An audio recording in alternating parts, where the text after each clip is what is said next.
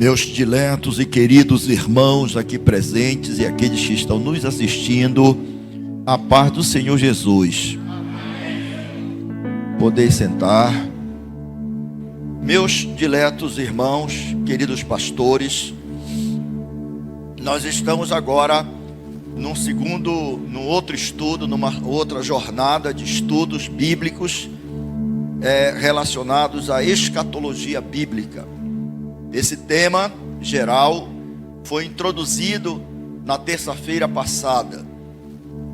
Nós apresentamos um panorama do que é que se estuda na escatologia. E numa palavra, em resumo, é a doutrina das últimas coisas. É a doutrina acerca do futuro. Ficou bem fincado isso no estudo que nós fizemos semana passada. Enquanto o mundo, a sociedade que não tem essa referência de conhecimento, anda na incerteza, porque para eles não sabem o desenrolar da história futura. Nós que nos pautamos no conhecimento da Bíblia, nós sabemos o futuro, o que vai ocorrer no futuro. E nesses estudos, então, portanto, nós temos uma certeza, uma convicção, e a nossa convicção, ela é pautada em verdades bíblicas e na nossa fé, porque nós cremos no que está dito na Bíblia. Nós cremos na palavra de Deus como sendo verdade absoluta. Verdade absoluta. Então diga, a Bíblia é verdade absoluta. Não há como mudá-la. E hoje nós vamos ver um segundo tema, agora já entrando em temas específicos. E o tema é a morte e o estado intermediário. Esse é o tema. É um tema assim, pastor, mas esse tema... o senhor poderia estar falando de vida, eu poderia estar falando aqui de avivamento, de Pentecostes, de Espírito Santo, mas ele é um tema que faz parte das doutrinas estudadas pela Assembleia de Deus.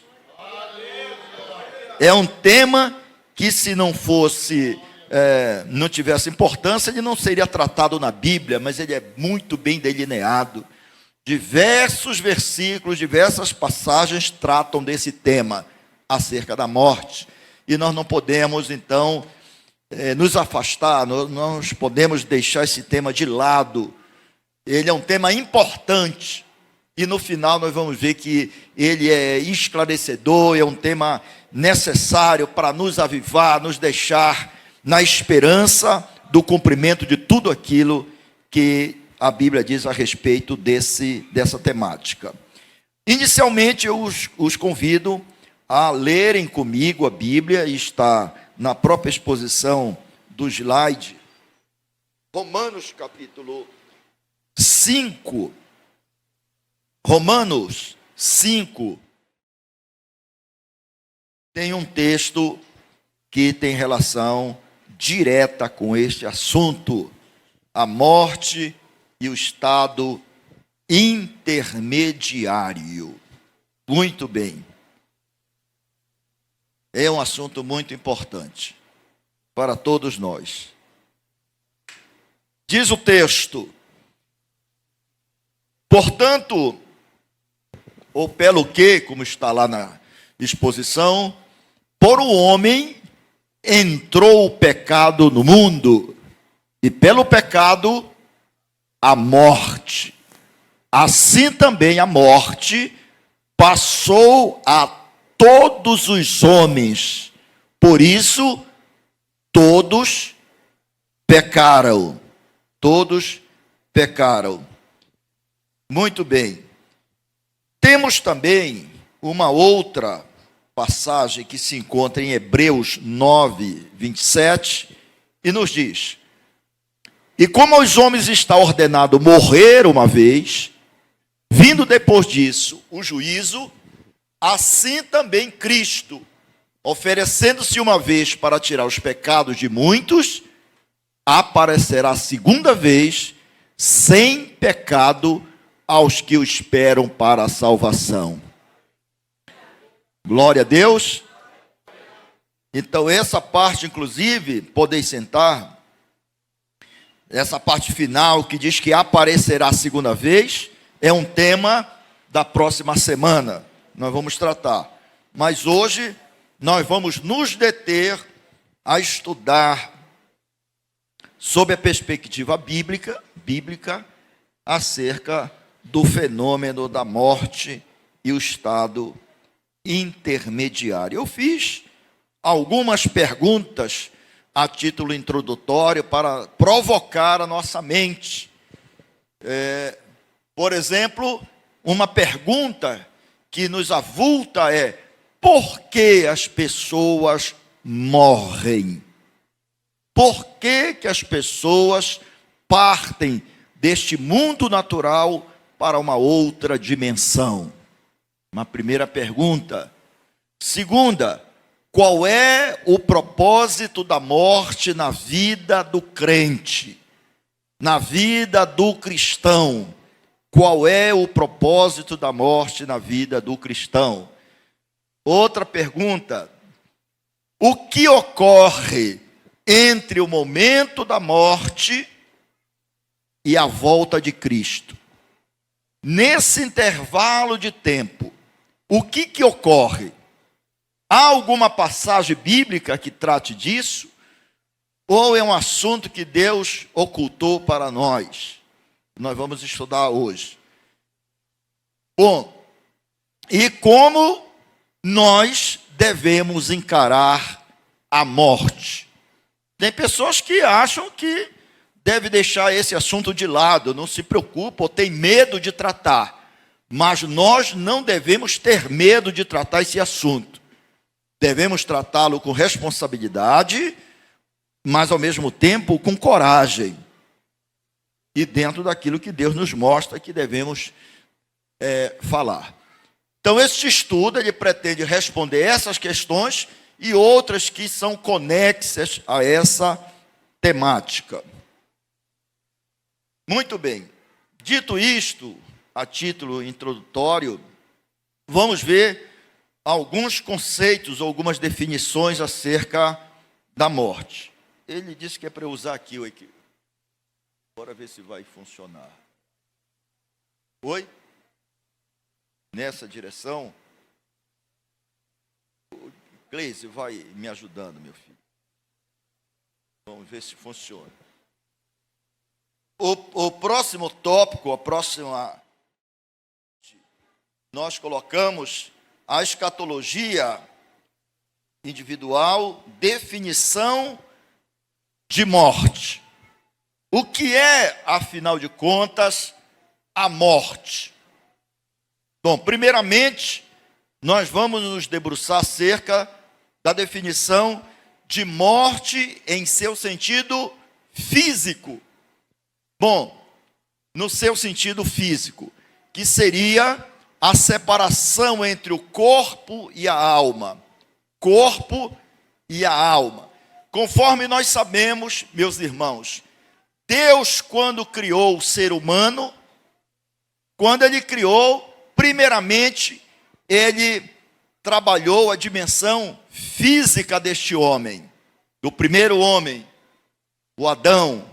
Ele vai lançar mão de uma matéria-prima que existe na natureza, que existe na terra, que é a argila, pó da terra. E a partir dessa matéria-prima, de pouco valor na economia, porque o que tem valor para o homem que aguça os interesses humanos é muito mais o ouro, a prata, entre outros metais, mas a argila tem pouco valor econômico na terra, ou quase nenhum.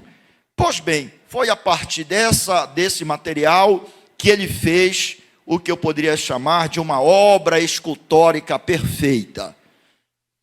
Depois disso, ele vai introduzir a dimensão espiritual por meio de um sopro, o sopro de Deus, ele que tem vida, transmitiu vida para aquela estrutura material, que ganhou vida a partir dali.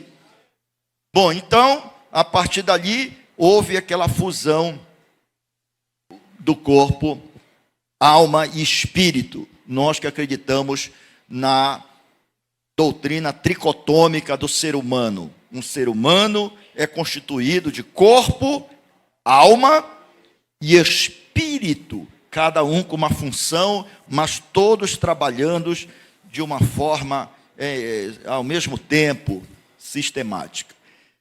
Bom, existe, quando a gente vai buscar o sentido grego dessa palavra morte, aparece a palavra thanatos, que dá origem a um ramo científico que estuda a morte numa perspectiva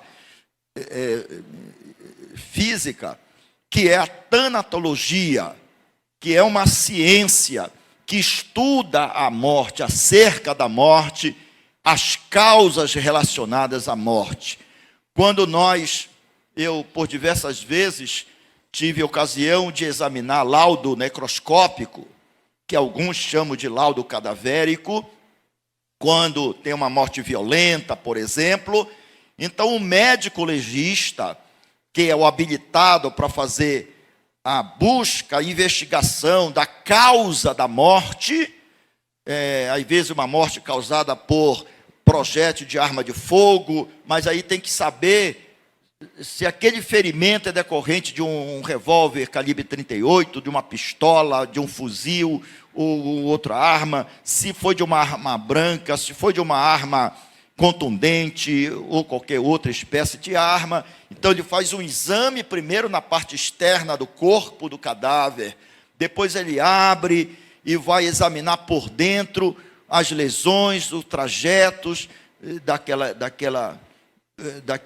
do projétil, e enfim, no final ele dá um laudo, dizendo qual foi a causa da morte, às vezes um choque hipovolêmico, entre outras causas.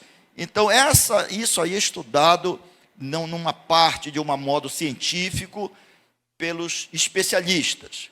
Então, essa palavra grega aí, thanatos, ela tem a ver com morte, o estudo acerca da morte.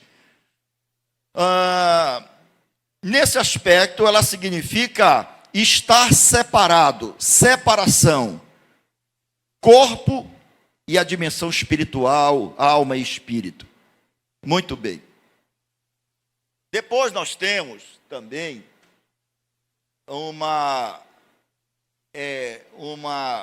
um sentido hebraico para o povo hebreu. O que é morte? O povo hebreu, quando se fala em morte para ele associa a ideia de sepultura, a ideia de cova. Então, quando você usa essa terminologia, esse significante, como diz a linguística, significante que tem um significado, morte. Falou em morte, ele associa logo a uma ideia de cova, de sepultura. Observa-se que não há o sentido de aniquilamento, porque pode parecer para alguns que não têm o conhecimento bíblico, que a morte acessa tudo, acaba, aniquila com tudo. É certo que, por exemplo, no direito penal, quando alguém está respondendo a um processo criminal, se eventualmente, no curso desse processo, a pessoa morre, claro que aí a morte vai apagar tudo. Ela vai acabar com aquele processo vai ser arquivado, porque a pena não pode ser transferida da pessoa do réu para um parente qualquer ou qualquer outra pessoa. A pena é personalíssima. Então, para fins penais, a morte tudo apaga. Não é assim no direito civil, não é, doutor Paulo Santos? No direito civil, morreu, a transferência de responsabilidades. O sujeito morreu, deixou muitas dívidas, aqueles que são os herdeiros vão ter que suportar o pagamento, pagar, às vezes, com acervo patrimonial deixado, a herança, enfim. Mas no direito penal, acaba tudo, a morte tudo apaga. Bom, na biologia, quando o biólogo estuda esse fenômeno da morte, ele entende que há uma dissolução da estrutura molecular. A estrutura molecular, ela começa a se desestruturar e ocorre, então, a cessação da vida física, da vida biológica. Diz um autor que é a cessação de um processo vital de um organismo vivo. Então, para esses que estudam a partir da biologia, a morte começa a causa esse fenômeno da desestruturação molecular. É o que estava ocorrendo já com a situação do Lázaro, que já estava morto, havia 4 dias. Então a crença ali daqueles que não acreditavam na ressurreição era de que não havia nenhuma possibilidade de o Lázaro voltar a esta vida terrena, uma vez que 4 dias já estava vendo um estado de decomposição da estrutura molecular do cérebro, do coração, do fígado, do rim, dos órgãos internos, e isso tudo já estava sendo desfeito, desestruturado. Então, eles não acreditavam mais na possibilidade nenhuma. Mas Jesus chegou lá, e para Jesus Lázaro estava apenas dormindo, era um sono ali, na perspectiva de Jesus. Jesus chega lá diante do túmulo e disse: Lázaro, vem para fora. Ele gritou o nome do Lázaro entrou pelo orifício do ouvido do Lázaro e provocou um turbilhão de coisas lá dentro. E aquele poder da palavra de Jesus deu vida novamente para aquele corpo inerte. Aleluia. Vamos então prosseguindo aqui. Na escatologia, a morte é a cessação de um processo vital, de um organismo vivo. Pois bem, esse autor é muito estudado na teologia, é um autor da teologia sistemática, Berkhof. Ele diz que a morte não é a cessação da existência, mas uma disjunção das relações naturais da vida. Acabou tudo com a morte? Ele diz não, porque a morte é apenas uma disjunção dessas relações naturais da vida, porque tem um prosseguimento para além dessa dimensão terrena. Quem crê nisso? A morte é um rompimento das relações naturais da vida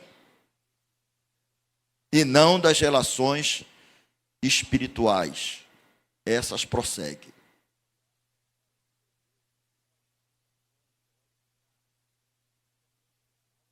Morte espiritual. Há pouco nós falamos da morte física. Enquanto na morte física ocorre a separação entre corpo e alma, na morte espiritual há a separação entre o homem e Deus por toda a eternidade. Essa aí é a morte que não tem solução. Não tem solução para essa situação. Então, porque nessa morte espiritual ocorre, nessa perspectiva aí que está sendo colocada, essa separação entre o homem e Deus. A morte espiritual também é chamada de segunda morte, ou morte eterna. Se o homem não se arrepender de seus pecados, enquanto estar aqui, além dele perder essa vida física, perderá também a espiritual. Ele também vai morrer do ponto de vista espiritual, ocorrerá morte espiritual para sempre. Conforme nós sabemos ali naquele caso que Jesus conta em Lucas 16, do rico, não, o rico e o Lázaro, naquela parábola. O rico, ele morreu e a Bíblia não diz que os anjos o levaram. O Lázaro, sim. Os anjos levaram Lázaro para o paraíso. E o rico? Quem levou o rico? A Bíblia não diz, ela só diz que ele foi sepultado. Mas lá para onde ele foi, a morte espiritual pegou ele e ele foi para lá, não se arrependeu dos pecados enquanto estava aqui. Então, de lá da onde ele estava, ele desejava sair daquele tormento e passar para o outro lado. Mas isso não era possível. A Bíblia nos mostra, Jesus mostrando lá que não é possível. Então, aqui na terra, enquanto estamos aqui, nós temos a oportunidade de arrepender, de nos arrepender de cada pecado, de cada erro, de cada transgressão.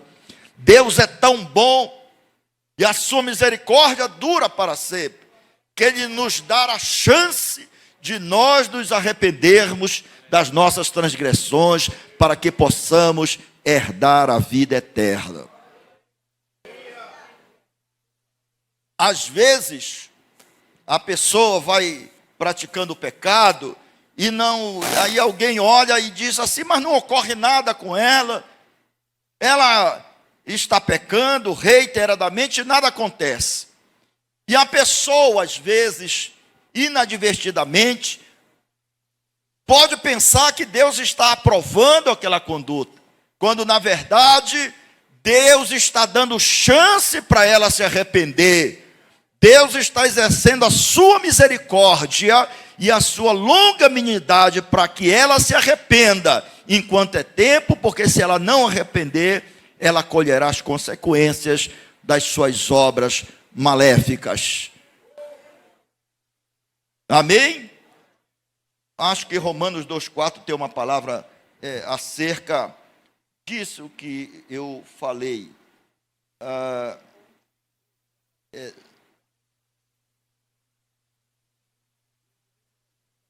2,4. Ou desprezas tu as riquezas da sua benignidade e paciência e longanimidade, ignorando que a benignidade de Deus te leva ao arrependimento? Veja como é a benignidade de Deus, induzindo o homem ao arrependimento. Ou será que você despreza a riqueza da bondade, nessa versão que eu tenho aqui, da tolerância e da paciência de Deus, ignorando a bondade de Deus, que a bondade de Deus é que leva você ao arrependimento? Então tem pessoas que ignoram, desprezam a tolerância de Deus.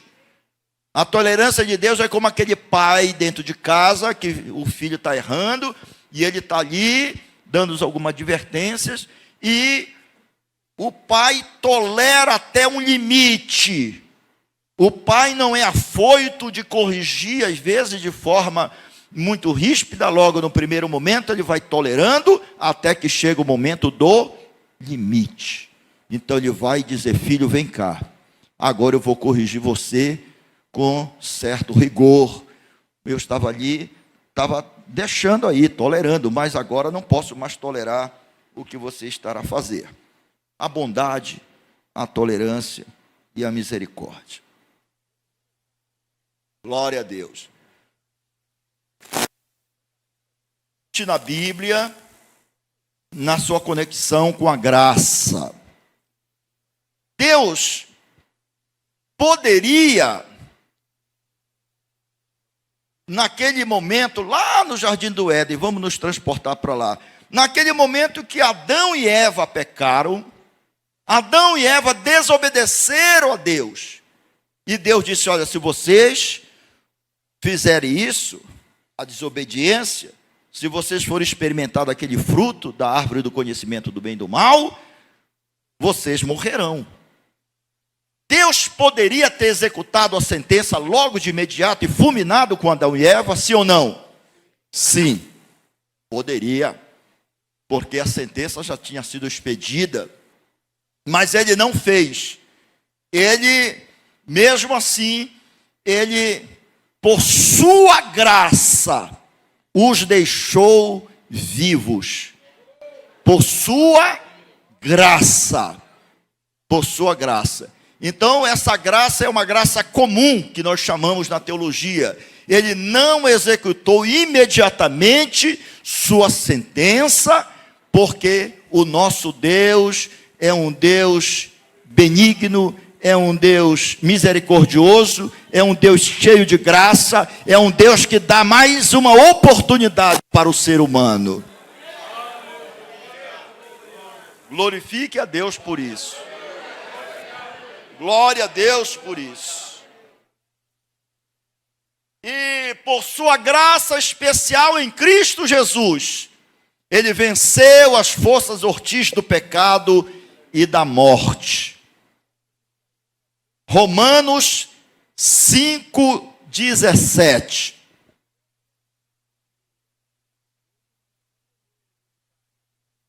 Porque se pela ofensa de um só a morte reinou por esse, muito mais os que recebem a abundância da graça e do dom da justiça reinarão em vida por um só, Jesus Cristo. Por um só. O pecado entrou por um, e a graça da vida por um, Jesus Cristo. Eu gosto muito dessa passagem de segunda carta de Paulo aos Timóteo 1:10, que diz assim: ele, referindo-se a Jesus, ele tornou inoperante a morte e trouxe à luz a vida e a imortalidade por meio do Evangelho. Glória a Deus por isso. Vamos ver Hebreus 2:14, meu filho.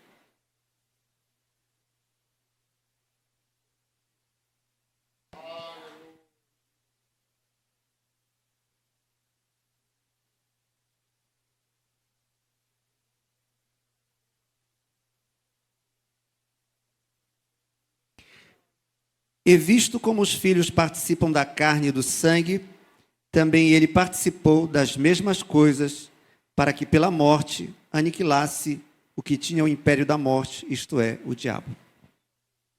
O diabo. Então, aí nós vemos que Jesus, ele aniquilou o poder da morte. Amém? Ok. Há uma questão que se coloca, que é acerca da morte dos crentes em Cristo. Por que que os crentes em Cristo morrem? Deus está sendo injusto quando ele permite a nossa morte? Por que que Deus não evita que nós passemos por essa experiência dolorosa? É só uma pergunta para refletir. Por que que Deus não afasta esse fenômeno da nossa vida? Por que que Deus permite que nós cristãos tenhamos que passar por isso, por essa dor? Por quê? Bom, vamos tentar responder, mas antes, informar que os crentes estão primeiramente justificados em Cristo. Significa dizer que a morte para os crentes não é uma pena, não é uma penalidade, não é uma consequência do pecado, não é uma sujeição penal, conforme eu coloquei aí no slide. Porque o que diz Romanos 8:1? Agora, pois,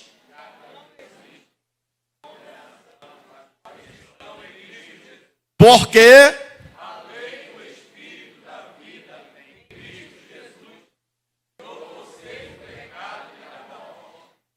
muito bem, então já não existe nenhuma condenação. Então a morte do crente não é uma morte condenatória, não é uma punição, não é por isso que ela ocorre. Diferentemente daqueles que morrem sem Cristo. Aí é diferente.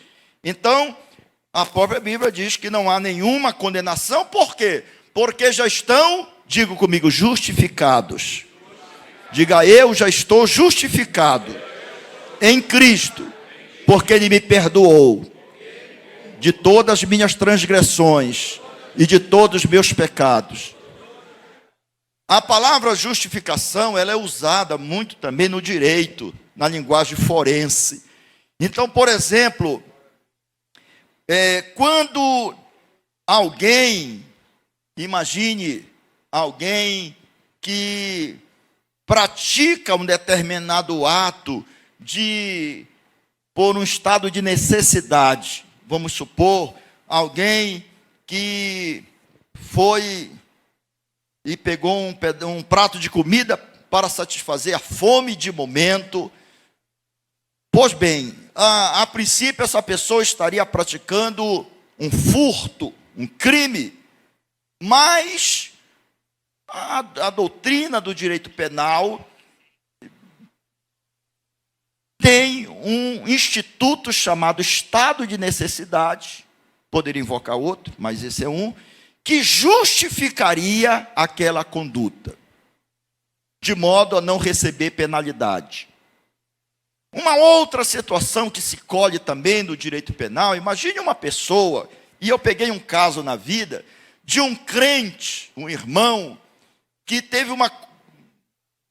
se meteu em uma confusão com um ímpio, na rua, na frente da casa. Eles discutiram bastante, por conta que esse irmão, que era nosso irmão, isso faz alguns anos, tinha deixado uma carrada de terra na frente da casa do vizinho, que não gostou. Ambos tiveram uma acalorada discussão, e naquilo, ambos correram para se armar em suas casas. Cada um veio com uma espingarda. Cada um com uma espingarda. Como Pedro tinha uma espada, eu também, naquele alvoroço ali, na prisão de Jesus e tal, Pedro tinha uma espada, então esse irmão tinha uma espingarda. E na hora eles se defrontam um de frente com o outro, começa a apontar a arma um para o outro. O irmão crente, quando acionou o gatilho, falhou. Tem uma linguagem que eles usam lá fora, o mundão lá fora, diz que bateu o catolé. E falhou aquela arma. O outro, que era um senhor de idade, pegou e disse, espera aí, deixa eu ver se a minha americana funciona aí. Não é que funcionou? E matou o irmão. Muito bem. Na hora do julgamento, qual foi o argumento da defesa? O argumento, que é muito conhecido entre nós, de que aquele que matou, o matou em legítima defesa. Estavam presentes os requisitos? Sim. Havia uma agressão atual, havia a arma era necessária para se defender, já que o outro estava armado também, e ele deu só um tiro, e foi um tiro letal. Proporcionalidade. Então, quando chegou na hora do julgamento, os jurados entenderam que aquela conduta do atirador, do que matou, era uma conduta justificada, que tinha uma justificativa. Logo, não haveria, à luz do direito penal, nenhuma condenação para aquele sujeito. E ele saiu de lá absolvido. Semelhantemente, foi o que ocorreu conosco, guardadas as devidas proporções. Quando nós nos arrependemos naquele dia, cada um lembra aqui o dia que foi marcante em suas vidas, que você entregou a sua vida para Cristo, se arrependendo e dizendo, eu me rendo a Ti. Você sabe, tem certeza que naquele dia, Deus te perdoou de todos os pecados. Como que dizendo, você está absolvido, para você não há mais condenação. Você é livre. Deus removeu a condenação, a dimensão penal. Glória a Deus, aí você passou a ser uma pessoa com vida, e como diz a palavra de Deus, vida com abundância. Você andava mortos em pecados, em delitos, como diz a Bíblia. Agora não, você está vivificado. O Espírito de Deus entrou em você novamente. O Espírito Santo havia entrado no homem lá no Jardim do Éden, no primeiro Adão. Entrou, mas depois saiu. E assim todos pecaram e estavam separados de Deus. Mas no dia que ocorreu o novo nascimento, no dia que nós fomos regenerados, no dia que nós fomos justificados, o Espírito de Deus veio de novo e entrou e habitou em nós. Prosseguindo. Então agora, algumas justificativas. A morte é o último inimigo a ser vencido, diz a Bíblia. Embora tenha sido derrotada por Jesus Cristo na cruz do Calvário, a morte física ainda tem poder sobre o ser humano. Ainda tem poder. Mas o que diz a primeira carta de Paulo aos Coríntios, 15, 25 a 26? Vamos ler? Porque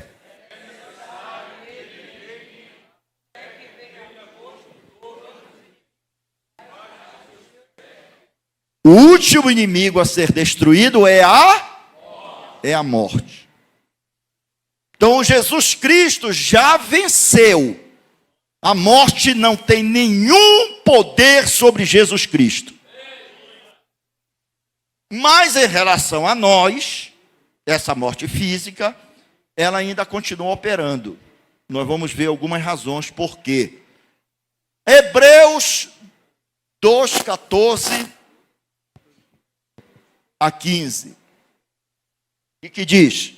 Traze estas coisas à memória, ordenando-lhes diante do Senhor que não tenha contendas de palavras, que para nada aproveitam e são para perversão dos ouvintes. Procura apresentar-te a Deus aprovado como obreiro, que não tem de se envergonhar, que maneja bem com a palavra da verdade. É mais adiante. Eu acho que ele leu em Timóteo. Deve ter, quer ver? Hebreus.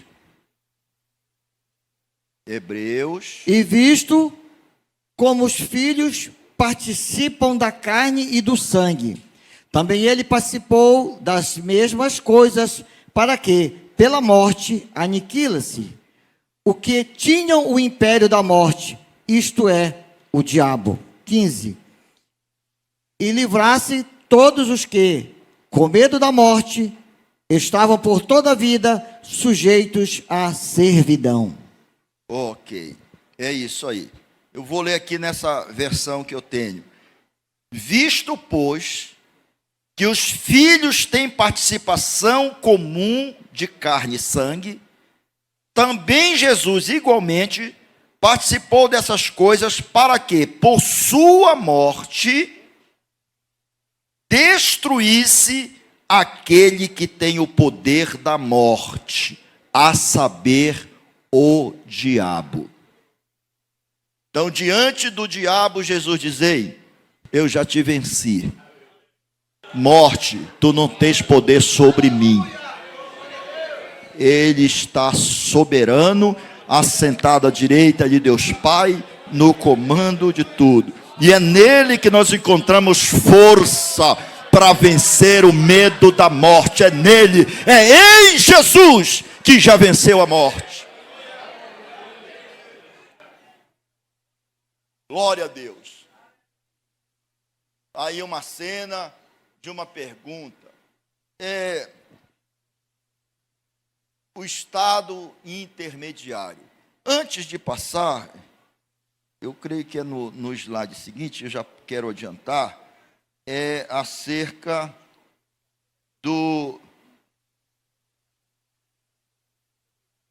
procurando responder a pergunta que nós fizemos lá: por que o crente morre? Em primeiro lugar, essa pergunta é no sentido físico. Então, o que ocorre? Quando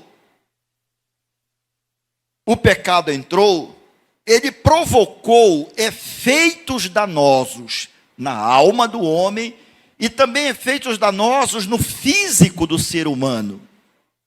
Então, houve um problema de ordem interna. Outro problema, com o pecado, a própria natureza sofreu efeitos. Os animais, por exemplo, até então, antes do pecado, eles eram, o Adão tinha o domínio sobre eles. Eles eram mansos. Não tinha esses animais selvagens que nós vemos hoje. Mas com o pecado, os animais se revoltaram, os animais ficaram ferozes, e até então não havia isso. A natureza, ela sofreu um abalo muito grande, uma desarmonia.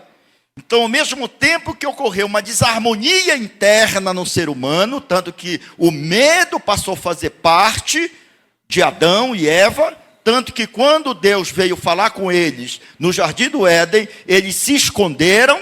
Por que eles se esconderam? Porque estavam com medo, estavam tímidos, estavam agora experimentando consequências do pecado. E ao mesmo tempo, eles ficaram com medo também de toda aquela violência que ocorreu na natureza, dos seus efeitos na natureza. Bom, a partir daí, as doenças começaram a se manifestar. O corpo do homem passou a ser vulnerável às bactérias, tanto que nós precisamos estar bem alimentados, nós precisamos estar com as vitaminas, os minerais de nosso corpo, para que a gente possa suportar o ataque das bactérias que estão aí no ambiente. Nós estamos falando às vezes e as bactérias estão aqui rondando. Nós temos que ter cuidados higiênicos para que esses agentes que causam doença não nos dominem. Nós sabemos que alimentos podem provocar doenças. Eu tenho falado muito dos embutidos. Não é que não se coma, mas se puder evitar, evitem os embutidos, porque eles vão causar problemas. Eles vão levar gordura para o sangue, eles vão causar pressão arterial elevada, eles vão causar problemas sérios para o corpo humano. Os açúcares, o açúcar, um médico me falando um dia desse, disse: olha, quando você consome o açúcar no suco, vai direto para o sangue, direto. E aí o índice de diabetes está ocorrendo de uma forma muito acentuada no mundo. Então, esses fatores concorrem para causar doenças e vão levando para a morte física, Nós podemos cuidar melhor do nosso corpo, sim ou não? Sim. Então, nós podemos administrar melhor o nosso corpo? Claro que sim. Nós somos mordomos do corpo que Deus nos deu. Então, se puder evitar consumir coisas, alimentos, que vão causar danos para o vosso corpo, evitem. Às vezes, é preferível você comer um ovo cozido do que comer um pastel de rua. O Orly disse que ele come, às vezes, um pastel de rua. Calabresa, mortadela. Eles chamam, às vezes, de torpedo, para aquele CD grande que eles cortam em fatias para tomar com açaí. Eventualmente, tudo bem. Não tem outra saída, às vezes ali pode comer, mas todo dia, vai causar um problema. Então, existem esses fatores decorrentes da indústria alimentícia que concorrem para causar danos à saúde.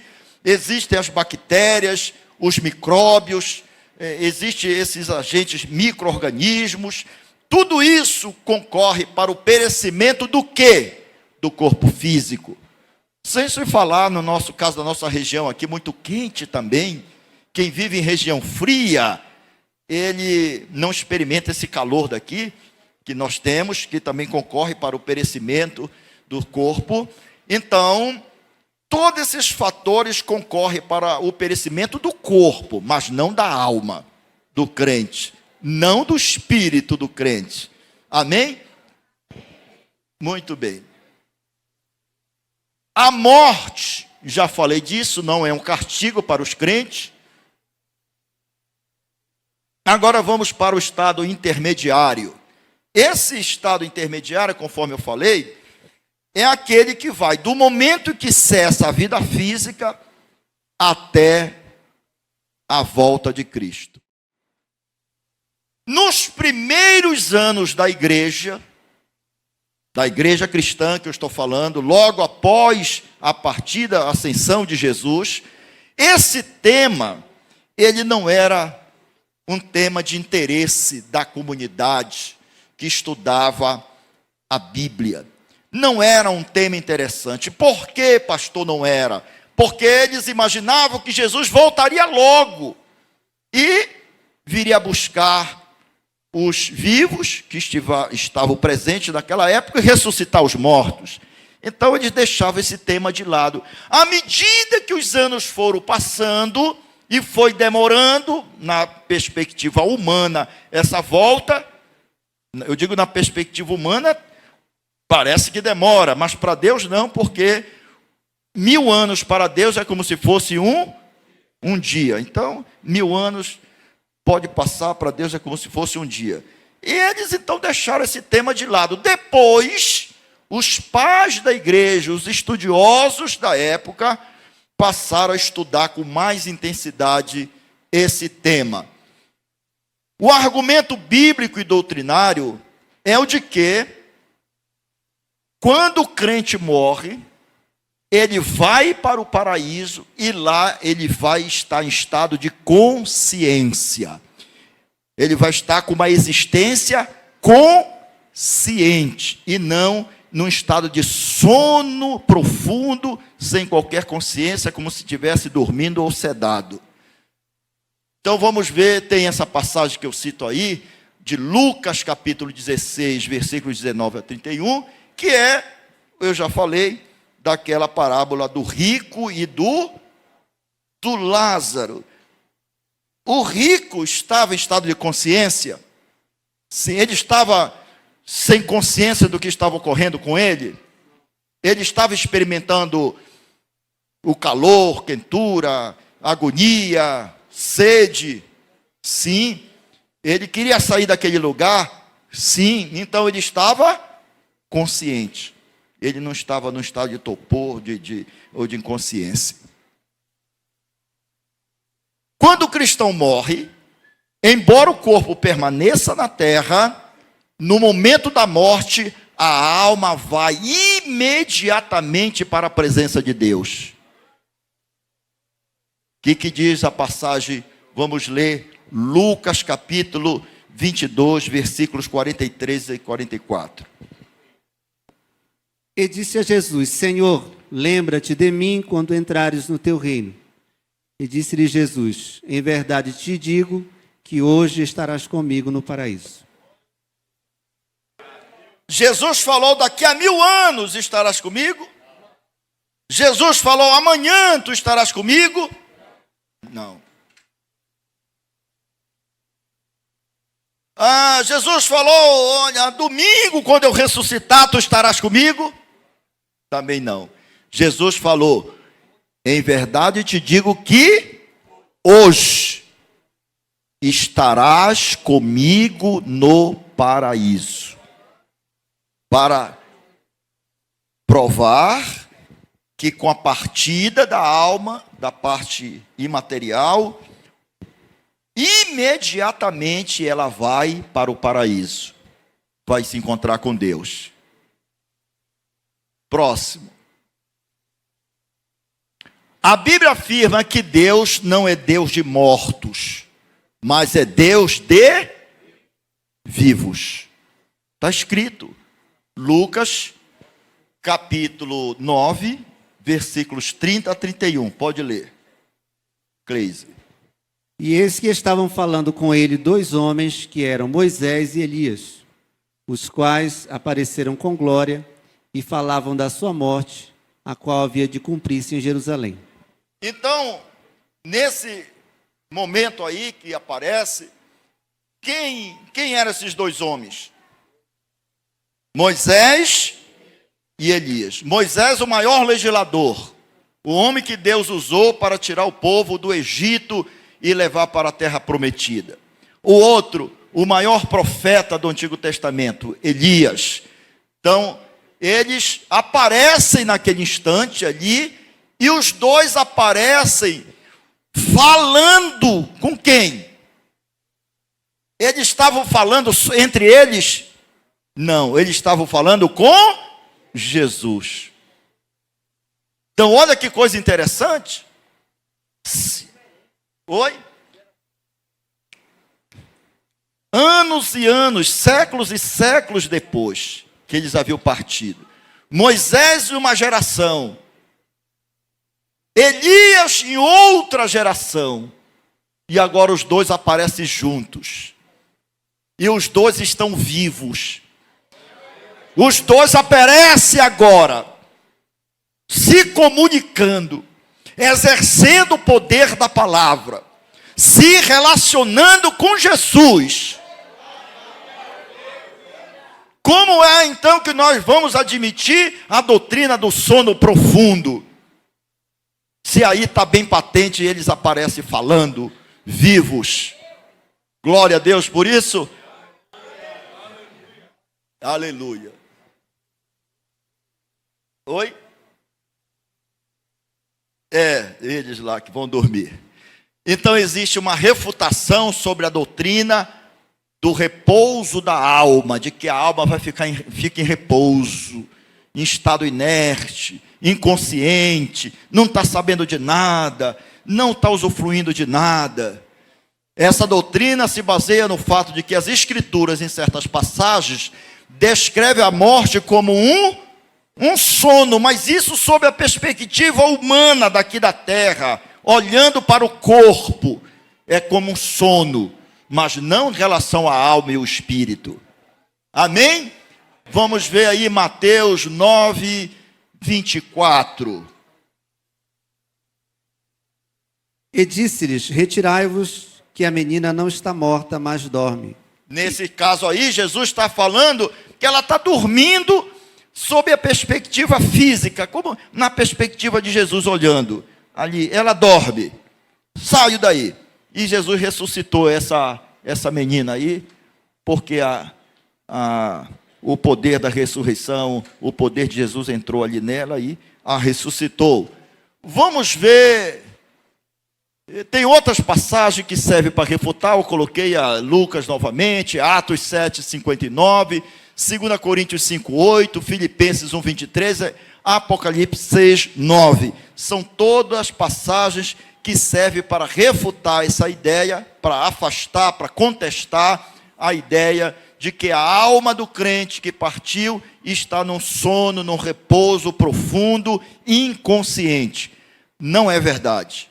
A Bíblia serve para nos afastar essa ideia.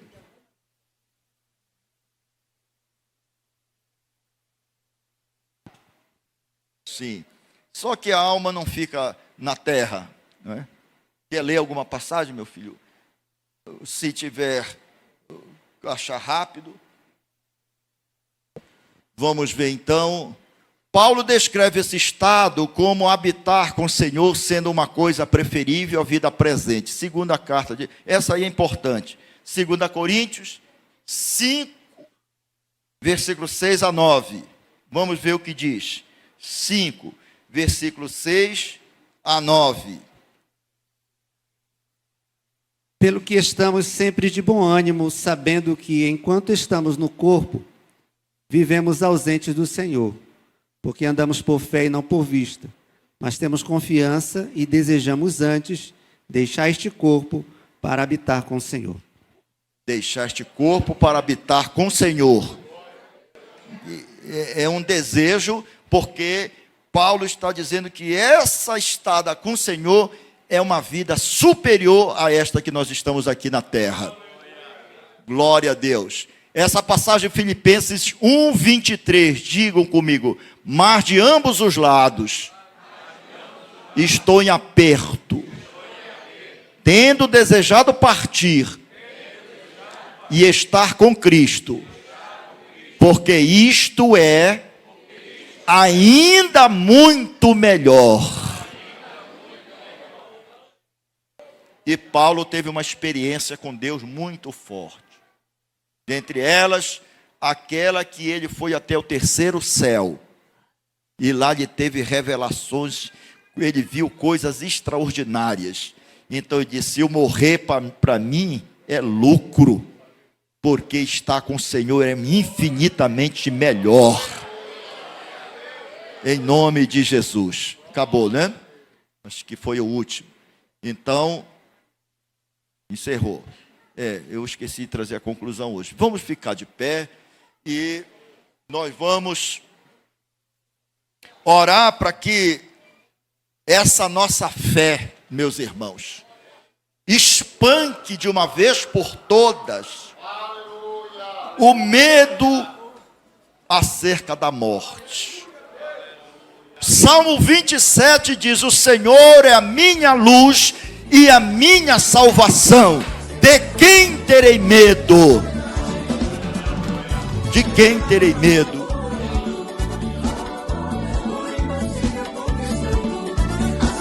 Se o Senhor é por nós, operando Deus, quem impedirá?